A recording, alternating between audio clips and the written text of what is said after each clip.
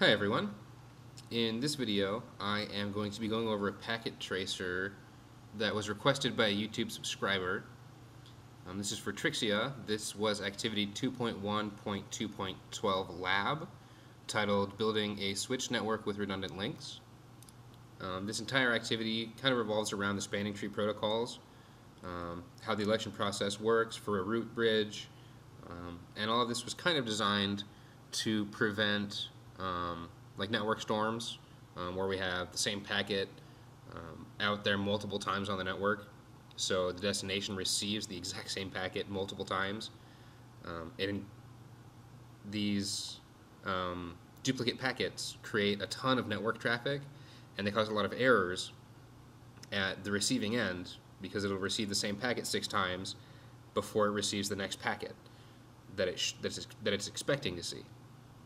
So it created all kinds of problems, especially early on when we tried to develop redundant links for our networks. So we developed the spanning tree protocol to help prevent that. We'll look a little bit more into the specifics of how it works in this activity. So I'm just going to go ahead and get started. We are initially given this diagram for our layout. So I'm going to pause the video, get this set up, and then we have some basic setup steps here. I'm going to get all that done, and then we'll come back for pinging shortly. So I'm going to go ahead and pause the video now, and I'll be right back. Alright, so we have our basic configuration set up now, and our basic cabling is completing some of that connectivity process right now. There are 2 quick things I wanted to mention. One is that in my current version of Cisco Packet Tracer, it's not up with the exact technology that exists in the real world.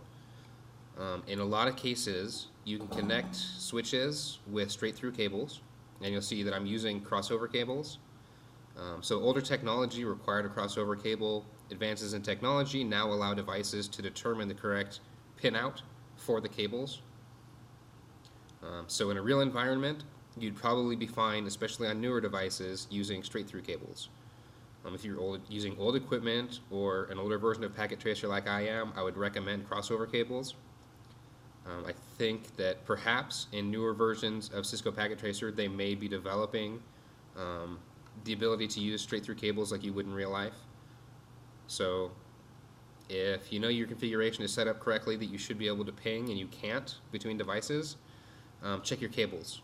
You might need to be using crossover if you're already using straight-through, so you might need to swap those around. The other thing that I wanted to mention is that the basic steps include a section where you are assigning console and VTY passwords and enabling login for those right here. So specifically I'm discussing this step, but above it we see that we have class as an encrypted privileged exec mode password, but then we have our console and VTY are both plain text. So this is not necessarily a requirement, but if we come and take a look, we can see that we have one password fully encrypted, which is a good thing, but then we have these other passwords that are in plain text right there in our show run command. So if somebody else gets access to this console, then your passwords are sitting there in plain text. So the way to fix that is to give the command service password encryption. And now we'll see that those have been encrypted. It's not a strong encryption, but it's better than having them out there in plain text. So those are the 2 notes that I wanted to make before I continue. So I'm on to step 4 now, where I need to verify that they can ping one another. So I'm going to start with switch 1. And we're just going to issue a ping command. The protocol will be IPv4 by default. We're going to use switch 2's IP address for our target. I'm going to tell it to do a repeat count of 8 and leave the defaults for the rest. In Packet Tracer, I've noticed this very frequently. Your first couple of packets, they don't reply, so there's no response to the first couple of pings while it builds, I believe it's the MAC address table that has to be built before it can really verify these pings. So if you see that, don't freak out. That's also why I did 8 packets instead of Cisco's 5 default, because I knew that a couple of them would fail. The others succeeded, so I know that I'm good there. So I'm going to do the same thing from switch 2 to switch 3.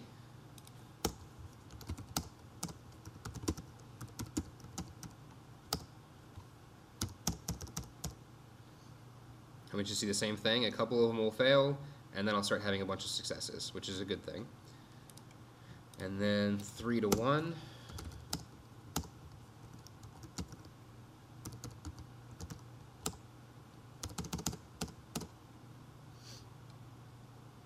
And then once this is complete, I should be able to ping anywhere from anywhere. Everything should be pretty well set up. So I have complete success. And just to verify, I'm going to go from 1 to 3 now.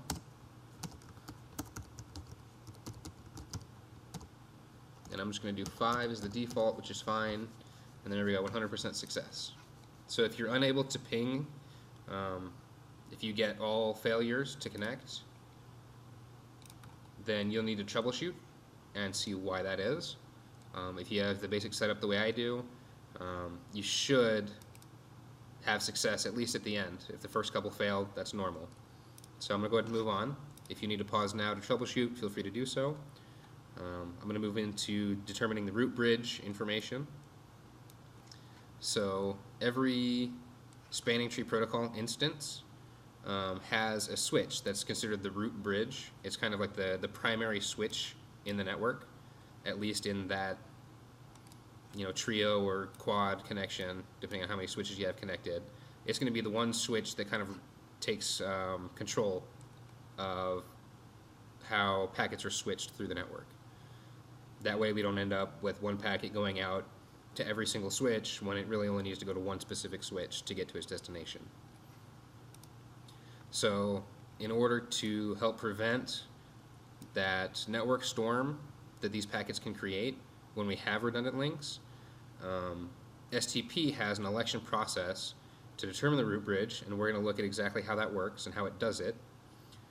But the basics are that the switch with the lowest bridge identifier will become the root. So that bridge identifier is actually multiple values combined. So it'll have a bridge priority value, an extended system ID, and it'll include the MAC address. So the bridge priority value will be the same on all of your switches by default unless you change it. Your extended system ID will probably be the same across all of your switches unless you change it. But the MAC address is different for every device. So even with all these other defaults, at least we have one value that we know won't be the same for our switches. It'll be different for every single switch. And because that value is different, it gives us a unique bridge identifier for all of our switches. So that bridge identifier then determines the root bridge. So we want to go ahead and set this up to begin that election process. So I recommend, and so does the activity, shut down all of the connected interfaces. So let's start with that.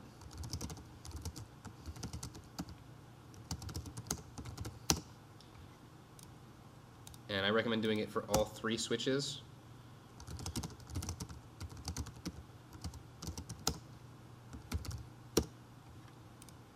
We'll see that they go down on switch 3, but they're not administratively down. We actually want to disable those interfaces.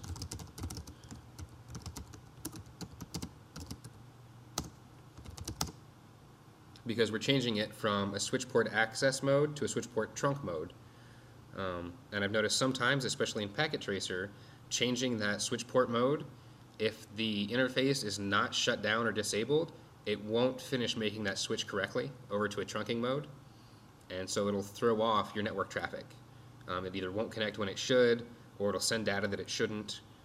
It can be quite a headache. So when you're making significant changes like that to the way the interface actually functions, go ahead and shut the interface down, modify the configuration, and then bring the interface back online.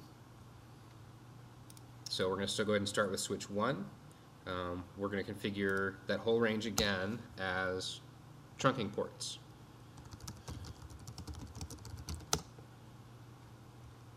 Do the same thing for switch 2 and switch 3.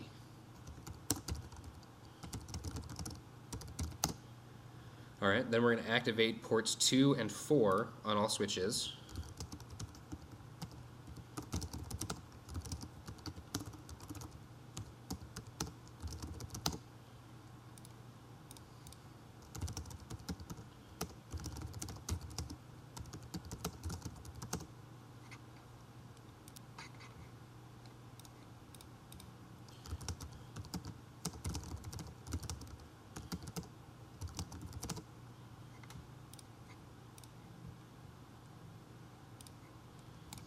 All right, and then we want to give it a minute to work through that election process.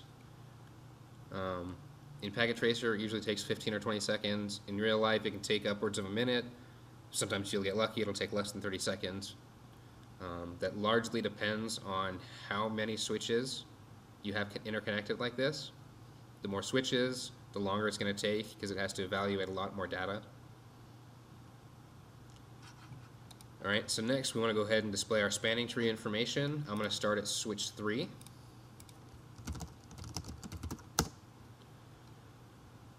Alright, so we have an indication of a root, so a root has been elected. The root MAC address is listed here. And we can see that it's connected via port 4 on this device. So from port 4, we would go out that interface to the connected device, and that connected device is going to be our root. Down here we have an indication that this switch's MAC address is here, 0060, etc. We can look down below at the specific interfaces and what exactly they're doing with STP. So we know that out of interface F04 we can get to our root device. Since that's to the root, it's set in a forwarding status, which means it will send and receive data over that port.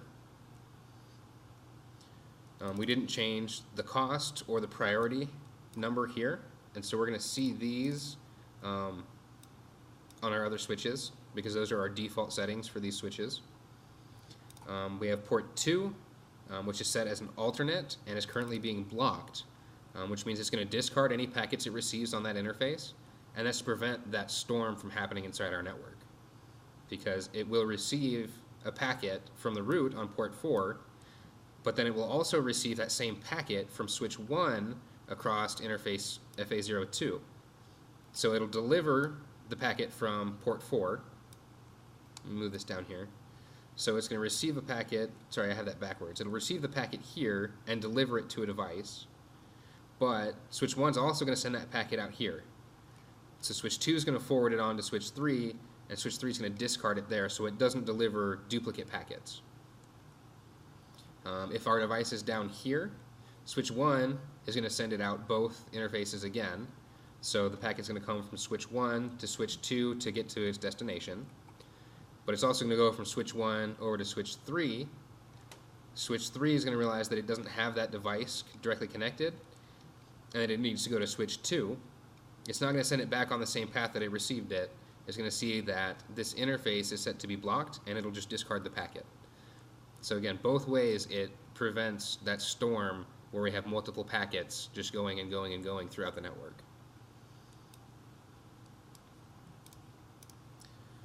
Alright, so that was 2. Let's go ahead and look at, sorry, that was 3. Let's look at 2.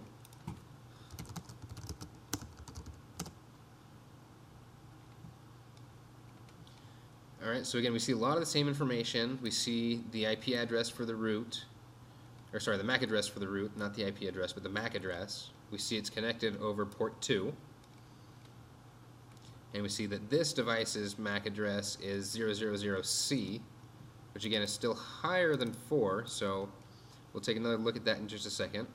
A quick review, FA02, as is indicated up here, is connected directly to the root for the network, so it's in a forward status. Our cost and our priority numbers are the default still. And then we have port 4 is a designated port that's still forwarding. Let's remember that 4 is over here and it's being blocked at switch 3. So 2 is still going to forward packets out to switch 3 if needed, and 3 just has to discard them because it'll still be receiving them from switch 1. Alright, so let's look at switch 1.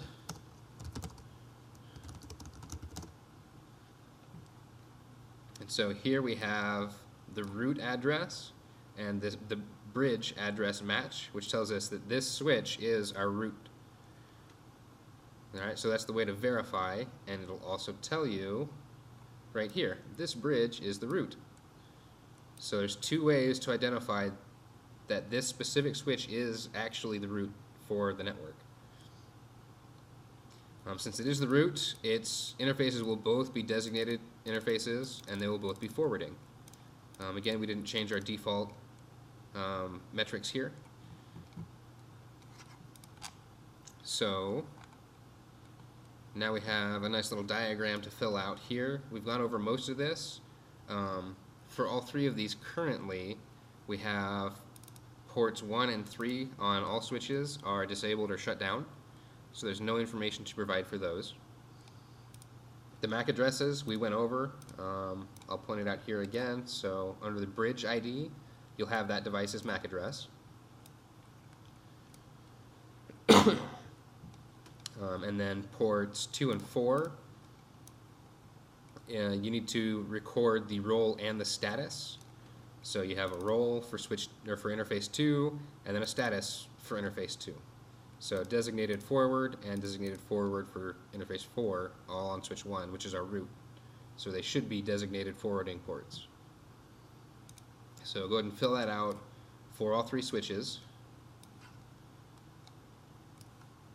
If you need to, you can pause the video. I'm going to move on. We have a few questions to answer at this point. So which switch is the root bridge? Obviously in my case it's switch 1. Yours might be different. Packet Tracer will assign a random MAC address as you create a device. So your topology should be very similar, but your root bridge will probably be different. I think the last time I did this activity or a similar activity, it was switch 2 that was my root bridge. So it does change depending on the MAC addresses of the switches involved. So why did Spanning Tree select this switch as the root bridge? Again, we can come back and take a look at it because our other metrics are their default settings, and that's for all three switches. So the only difference is that this has the lowest MAC address. So right here, 0004. Compare that to 000C. Remember, these are in hexadecimal format, so you have 0 through 9 and then ABC. So 4 is definitely lower than C, so this is not going to be the root. Looking at switch 3, again we have the same thing. 0060 is significantly larger than 0040. So 0040 being our lowest visible MAC address for the STP election process, that lowest MAC address is going to take the root, or the role of the root. Which ports are the root ports on the switches? So that will be your non-root switches that you're looking at, and you want to see, sorry, your non-root bridges that you're looking at, and you just want to see which interfaces have the root role, which means it's directly connected to the root bridge. So in my case, switch 3, interface 4, which is this one right here, and then switch 2, interface 2, which will be this one here. So this link back to the root, and then this link back to the root. Which ports are the designated ports? We should see that on switch 2. There we go. Interface 4 is designated, which would be this one, which means it's still a live interface. And then which port is showing as an alternate port and is currently blocked, that will be on switch 3, and it is right there, interface 2, which is connected down to switch 2. So like I said, this is still a live interface on switch 2, so it's still sending data. But because of the spanning tree protocols, switch 3 knows to discard them to prevent that same packet from creating duplicates on the network. So then why did Spanning Tree select this specific port as the non-designated or the blocked port? So again, let's come back and take a look at our MAC addresses. 000C is still lower than 0060. So if we rank these by priority, S1 is our root because it has the lowest MAC address. Then switch 2 has our second lowest MAC address, and switch 3 has our highest MAC address. So switch 3, because it has that high MAC address, 0060, it's going to be the one that has that blocked port. So in this case, the lower that total metric is, and remember it's a combined field from the total cost, you'll have a priority number included and the MAC address of the bridge. Combine all of those, the lower the result, the more power essentially that switch is going to have on the network. So the higher that number, the higher that total metric cost, the worse off that switch is when it comes to determining where data goes. All right, our next section is to observe STP port selection based on port cost,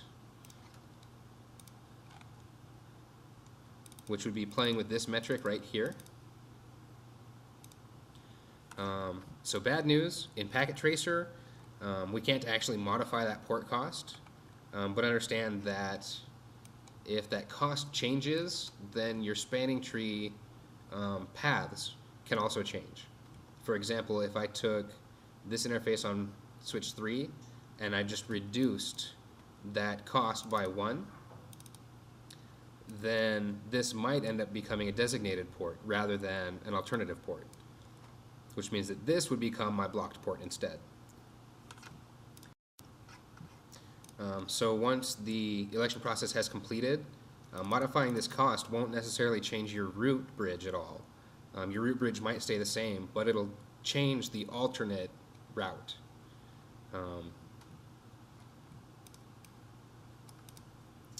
Let me see.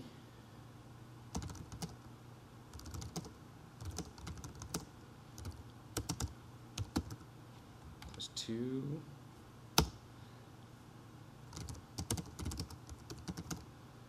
If we did try to give that command, it's just going to throw an error for me in Packet Tracer. Again, not fully up to date on all the latest technology in Packet Tracer. In a live environment, you probably wouldn't have any issues modifying that cost, bring it down to 18 or 17, and you'd see that that becomes an active or an alternate or designated rather than an alternative blocked port. But can't do it in Packet Tracer.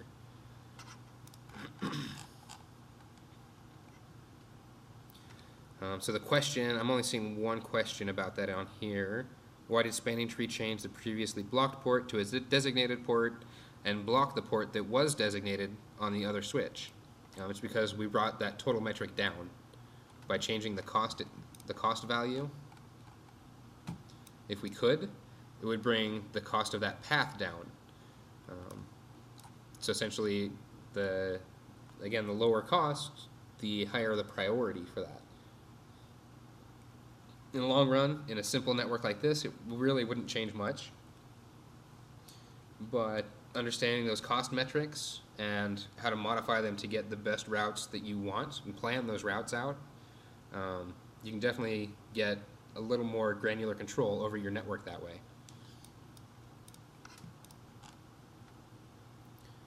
If you're in a version of Packet Tracer where you can do that, go ahead and do it. Give it 30 seconds to rebuild that path, and it might do it instantaneously. It could take 30 seconds or more. See that it does change, and then go ahead and remove the cost change with the command no spanning tree cost, and then whatever cost you set, 17 or 18. Alright, so if the port costs are equal, then the spanning tree would compare the BID, which is this priority number, basically, and it's built partly from the interface, the physical interface number. Alright, so right now we're going to go ahead and activate interfaces 1 and 3 on all of our switches. So I'm going to start at switch 1.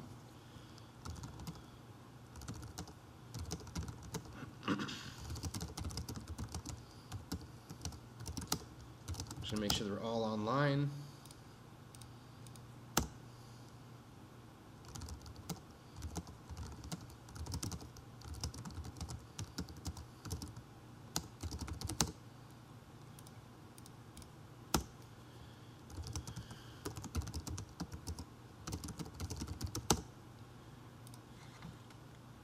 We're going to give it about 30 seconds, and we'll see that it'll still go and determine which paths to use. So we'll go look at the spanning tree information again, once it looks like it's completed that process.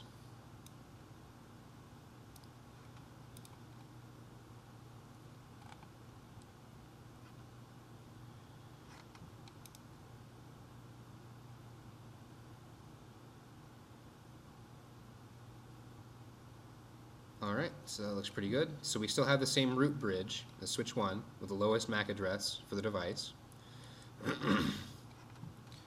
So let's go ahead and start there, and we will look at all 4 interfaces. So our root bridge is going to be active on every port that it can be. So 1 through 4, they're all designated and forwarding ports. So when you have multiple redundant links like this, that's a good indicator that this is going to be the root, because everything is active.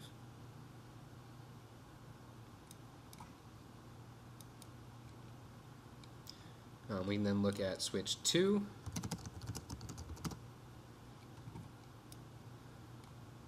Try to set this in a way that lets us see the switch too. Alright, so we have now port 1 is our root port instead of port 2. Both are connected back to the root bridge. But again, just so we don't have multiple packets, sorry, the same packet multiple times, or multiple packets multiple times, switch 1 is going to send a packet out both interfaces to switch 2. Switch 2 then has to determine to discard some of the packets that come through because they will be duplicates. So it chose to do that on interface 2 as a blocked port. The costs are the same, but we notice this priority number matches the physical interface. 1 is lower than 2, so 1 becomes my root, and 2 becomes my blocked port. And then we have 3 and 4, which are both designated ports for forwarding. So anything it receives here is going to send out both links to the other switch, switch 3, which again could cause some duplicate packet issues, but we can see that switch 3 is going to be discarding them because it should be receiving it from switch 1 anyways. So let's go take a look at switch 3 so we can verify that. Alright, so we have one interface directly connected to our root bridge. In this case it's interface 3 here. Let me turn on our port labels. So we can see that 3 and 4 are both connected to the root. 3 being the physical interface with a lower identifying number will become the root path, and then 4 will become our blocked path or our alternate path. So that way, if this interface goes down, FA03, if this line or this link between the switches goes down, then FA04 will pick up data. So it'll stop discarding packets and it'll start actually utilizing them. And we see that switches or interfaces 1 and 2 over here on switch 3, 1 and 2 are both being blocked as alternate ports because switch 2 is not the root. We don't want to be receiving duplicate packets from switch 2. So we're going to stay connected and let it know that we're connected just in case something else goes down, but we're going to discard all data or all packets that switch 2 sends us.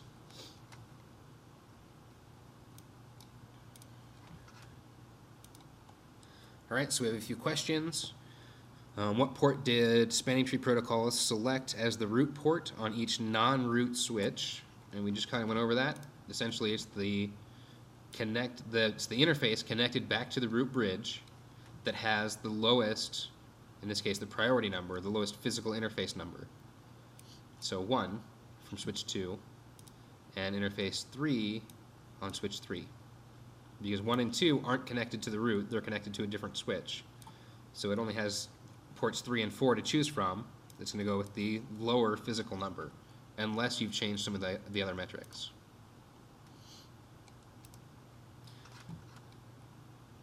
And so that kind of answered the second question here. Why did STP select these ports? Again, it only has 2 to choose from. It's going to go with a lower physical interface number, lower identifier. And then the end of the activity here, we have a reflection section. After the root bridge has been selected, what is the first value that spanning tree protocols use to determine the port selection? And so the first value is actually the lowest accumulated cost, which again is the combined total for all of those individual metrics. So then if my accumulated cost is the same between 2 ports, what's the next value the spanning tree protocol will use to determine port selection? Well, then it'll be the lowest switch ID value, which is usually going to be that switch's MAC address. I understand there's a different MAC address for every interface in most cases, but the switch itself will have a burned-in MAC address, a single MAC address for the switch, specifically for spanning tree protocols. And then the third question in the reflection portion, if both values are equal, if the MAC addresses or the lowest switch ID value is equal, then what's the next value that STP uses to determine port selection? And that would be the lowest physical port number, which ties into the priority number.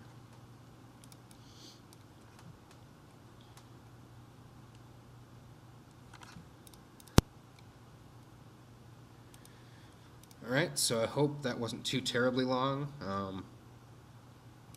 really just kind of wanted to give as thorough an explanation as I could. I realize this video has already gone over 30 minutes, but I did want to make sure that we had at least a general idea of the concepts behind spanning tree protocols. As always, if you have any questions or comments, please feel free to leave them for me below.